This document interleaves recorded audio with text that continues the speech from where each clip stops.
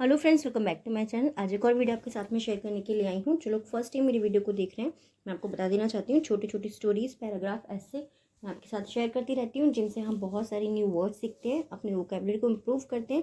साथ ही जो भी ग्रामर दी जाती है, मैं कोशिश करती हूँ कि ईजी वे में आपको एक्सप्लेन कर सकूँ। सो यस, आज हमारा टॉपिक होने वाला है यूनिवर्सल लैंग्वेज के ऊपर। और इसमें जितने भी सेंटेंस हम देखने वाले हैं वो मोस्टली आपको प्रेजेंट टेंस के मिलेंगे, और बहुत सारे सेंटेंस आपको मॉडल्स के साथ में यूज़ करके भी मिलेंगे। स्टार्ट करते हैं रीडिंग और देखते हैं क्या है इसके अंदर।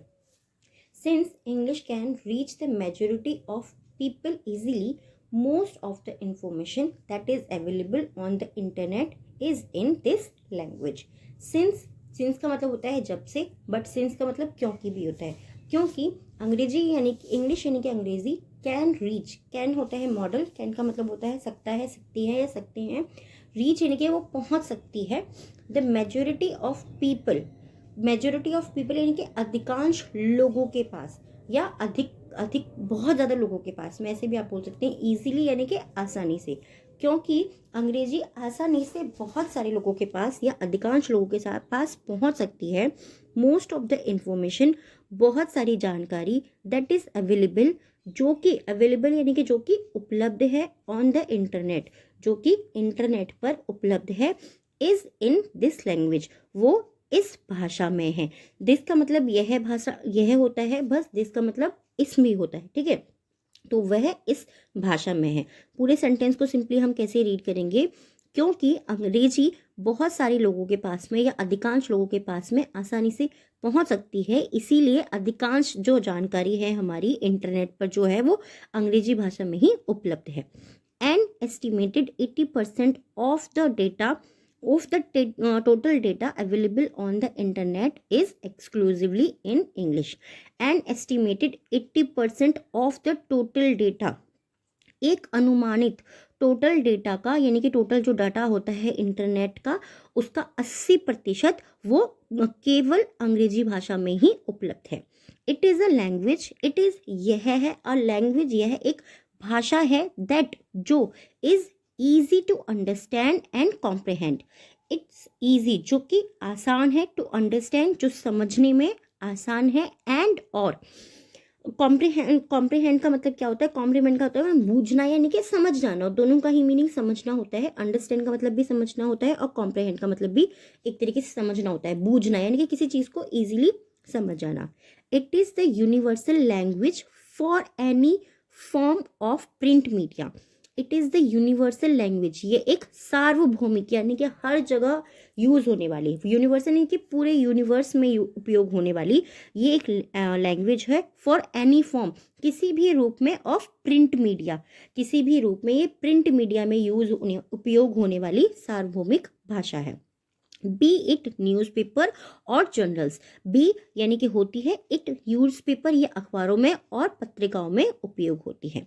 द इम्पॉर्टेंट बुक्स, जो महत्वपूर्ण किताबें होती हैं, that are suppose to reach out, that जो कि आर सपोज जिनको ऐसा माना जाता है, ठीक है। आर सपोज यानी कि किया जाता है या हुआ जाता है, इज सपोज भी होता है तब किया जाता है या माना जाता है, ठीक है। टू रीच आउट उनको पहुंचाना, तक पहुंचाना, रीच आउट का मतलब होता है तक पहुंचाना। To a major chunk of people, major यानी कि प्रमुख, चंक ऑफ पीपल का मतलब क्या होता है? चंक ऑफ पीपल होता है बहुत सारे लोगों के पास में, ठीक है, लोगों के टुकड़ों के पास में, बहुत सारे लोगों के पास में या फिर लोगों के टुकड़ों के पास में। Are written in English, are means है, रिटन यानी कि वो लिखी हुई है, इन इंग्लिश वो अंग्रेजी में लिखी हुई हैं। तो सेंटेंस को हम कैसे रीड करेंगे? बहुत सारी महत्वपूर्ण किताबें जिन्हें प्रमुख लोगों के पास में पहुंचाया जाता है, वो अंग्रेजी भाषा में लिखी हुई हैं। Learning to communicate in English effectively is crucial in our day to day life. Learning यानी कि सीखना, टू कम्युनिकेट संवाद करना, इन इंग्लिश अंग्रेजी में संवाद करना, इफेक्टिवली इज क्रूशियल वो प्रमुख रूप से महत्वपूर्ण है, in our day to day life. In means हमारे, इन मीन्स में, आवर मीन्स हमारे, डे टू डे यानी कि आजकल के जीवन में, हमारे आजकल के जीवन में संवाद को सीखना यानी कि कम्युनिकेशन को सीखना बहुत महत्वपूर्ण है day to day life. Because क्योंकि this language is used in most of the industries like teaching, journalism, business and the list is never ending. Because क्योंकि दिस लैंग्वेज, ये जो भाषा है, इज यूज्ड, इज के साथ में थर्ड फॉर्म का यूज हुआ है, तो इसका मतलब क्या हो गया, इसका उपयोग किया जाता है। ठीक है, यूज्ड थर्ड फॉर्म है, यानी कि पहले से ही इसका उपयोग किया जाता आ रहा है।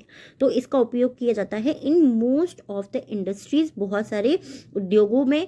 लाइक का मतलब क्या होता है, पसंद करना। लाइक का मतलब जैसे भी होता है। लाइक जैसे कि टीचिंग यानी कि अध्यापन में, जर्नलिज्म यानी कि पत्रकारिता में, बिजनेस के अंदर, एंड द लिस्ट, और जो उसकी सूची है, is never ending. Never ending का मतलब क्या होता है, कभी ना खत्म होने वाला। तो ये जो भाषा है, इसको बहुत सारी जगहों पर उपयोग किया जाता है, जैसे कि पढ़ाने में, पत्रकारिता में, बिजनेस में, और इसकी जो सूची है वो कभी ना खत्म होने वाली है।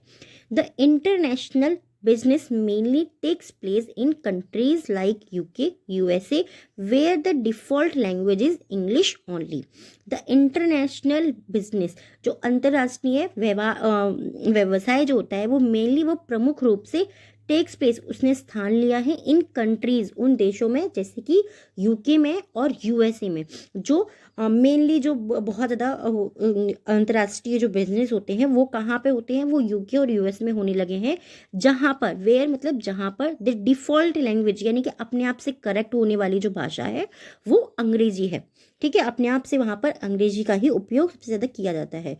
To prosper in the field here, to prosper यानी कि समृद्ध होने के लिए, इन द फील्ड्स हेयर, इन मैदानों में या इन क्षेत्रों में, यहाँ पर समृद्ध होने के लिए, the knowledge of this language is, the knowledge यानी कि ज्ञान होना, ऑफ दिस लैंग्वेज, इस भाषा का ज्ञान होना, इज मीन्स है। ठीक है, इस भाषा का ज्ञान होना एसेंशियल, इस भाषा का ज्ञान होना आवश्यक है या ज़रूरी है। एसेंशियल का मतलब आवश्यक और ज़रूरी दोनों होता है। सिंपली आप इस चीज़ को समझिए गए होंगे अब तक। This international language is used in all forms of recreational activities.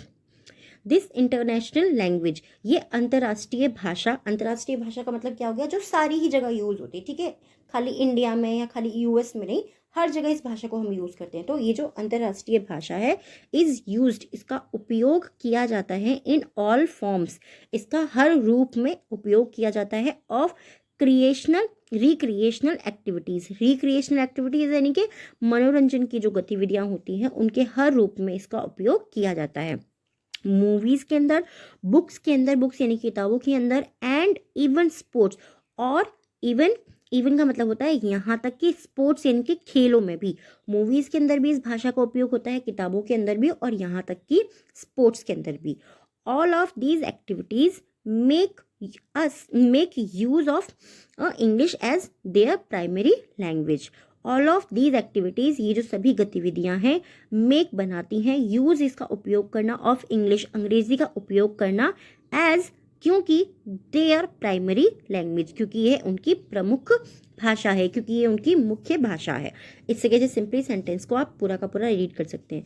I hope आज का जो ये टॉपिक है आपको पसंद आया होगा। कैसा लगा प्लीज़ मुझे कमेंट में ज़रूर बताइएगा।